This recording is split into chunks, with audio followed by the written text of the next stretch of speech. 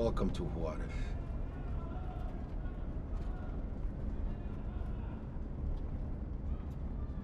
And we're rolling. What's up? How What's you doing? going on, man? I'm good. Hanging out. So, Mad chillin'. the first episode. Yep. I guess we were gonna call this thing Slates and slabs. slates and slabs, and then have beers. But we can't drink in here. We can't drink in the recording studio, so I guess we're just slates and. yeah, we're just slates. That's all right. We'll figure out a name for this thing. Yeah, it'll be That's right. fine. So, Emilia Pérez.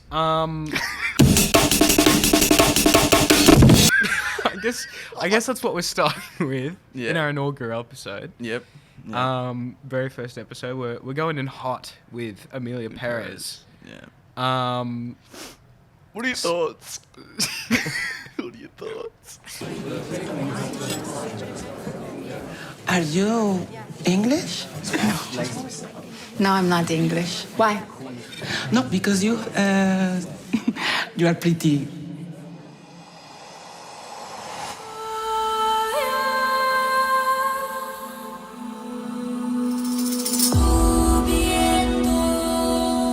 So,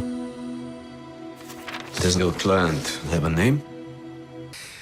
I was worried going into this that there wouldn't be a whole lot for us to talk about, considering that a lot of the talking points surrounding this movie are based around kind of the cultural elements of, like, you know, Mexico and the trans community, which, you know, We're not. we can't really comment on. We're not built for that. We're not, yeah, absolutely not built for that. We cannot comment on either of those things. So I was a little bit worried going into it that there wouldn't be too much to talk about. Luckily, this thing sucks fucking penis.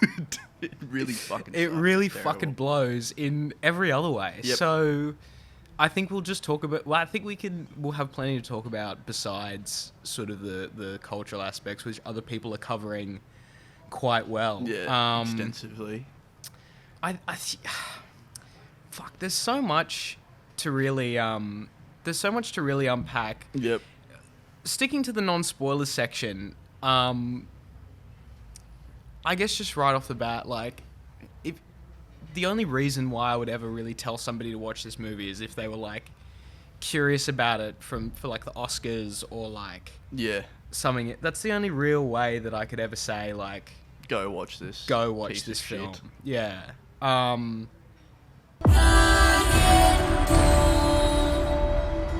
If you're not willing to accept, I don't think it's worth talking.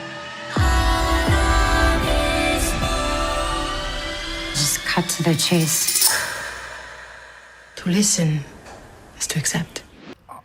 I don't quite know the thought process behind making it a musical in the first place, and then, like, to make the decision that was clearly the first decision. The first decision was, we're going to make this a musical. Yeah.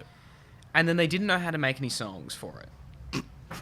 So they just sort of had music and then just had everyone, like, I guess, talk musically.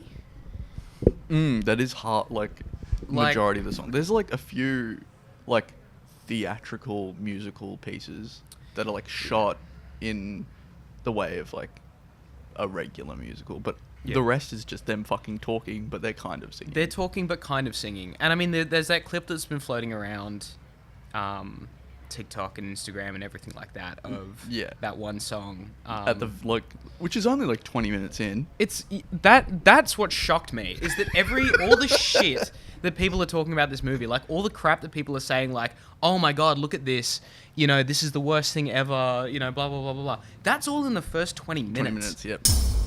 Emilia Pérez.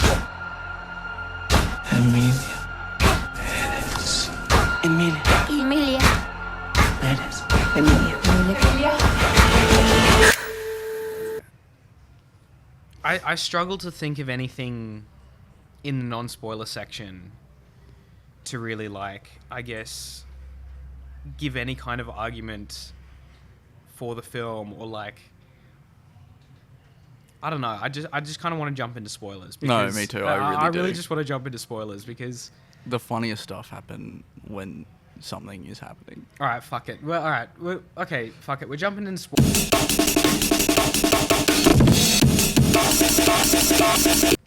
I tried to write notes on this movie. Yeah. I got one. You had one note. I'll read it to you. It was at the very end of the film. I want to just quickly say I was also writing notes while I was watching the film. Yeah. I was taking notes and I was just trying to like, anything that came up plot-wise that was just like criticism or something that I didn't understand or something where I was like, this seems a bit weird or off. I read over my notes before starting this podcast. I basically just described the movie as it went. Yeah. No, I've got one. Yeah. I've got one entire note. Yeah. It's the very end of the film. Yeah.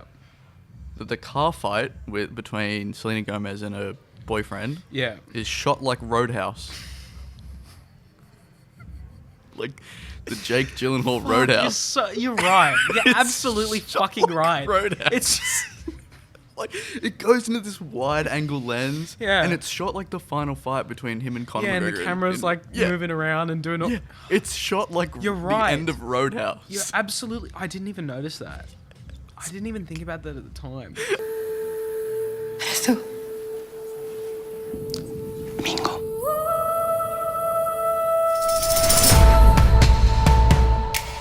I thought it was really funny when she started the thing to dig up all the dead bodies of the people that she murdered. Yeah, And then and then everyone's like, "Thank you, Emilia Pérez. Thank you for finding my husband who was, murdered and dismembered and burned alive and then buried in the middle of a desert in like 12 different parts. in like 12 different parts, 15 years ago. Yeah, Thank you, Emilia Pérez. Now that you found his dismembered, mangled corpse yeah, that's been rotting in the Mexican desert for, however many years, now I'm finally happy and I can be at peace, and it's all thanks to you. Yeah. And it's like she literally caused that to happen.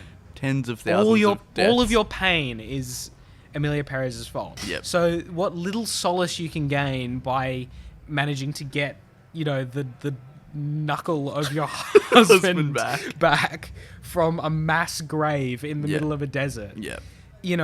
That little bit of joy that you get from being like, oh, at least I've finally got this tiny little piece of him to remember him by. Okay, if I chop you up in a meat grinder, and the only thing that comes out that's left of you is your eyeball, you're probably dead. It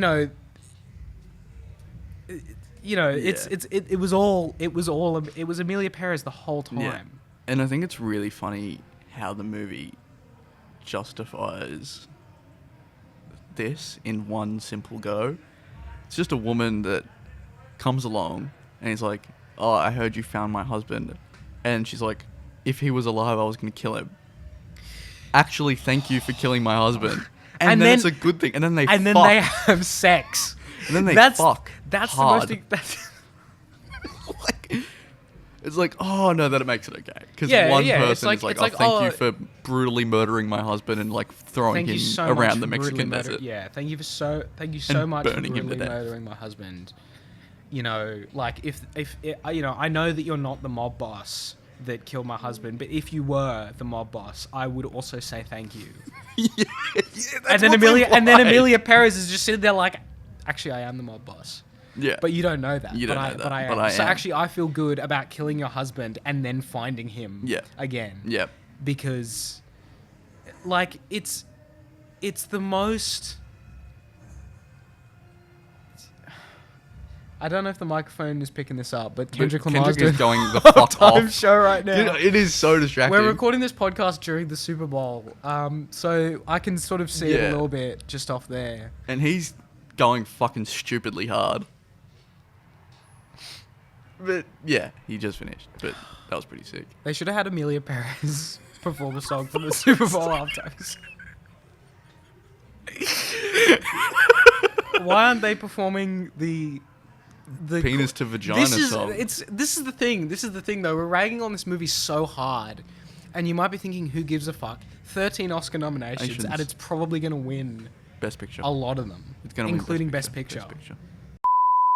the French, I guess. What the fuck? That's We gotta okay. know. So this is the other thing for anyone at home that doesn't know. It was directed by a French guy. Yep. So if you think like, oh well, maybe this was directed by someone who's maybe a part of like the Mexican or no, No, it's just a French dude. a French guy. So So obviously has limited to no knowledge about. has no fucking idea about any of this shit. Like we don't. By You and his- I don't. By his own admission, Yeah. he didn't do any research. Yep.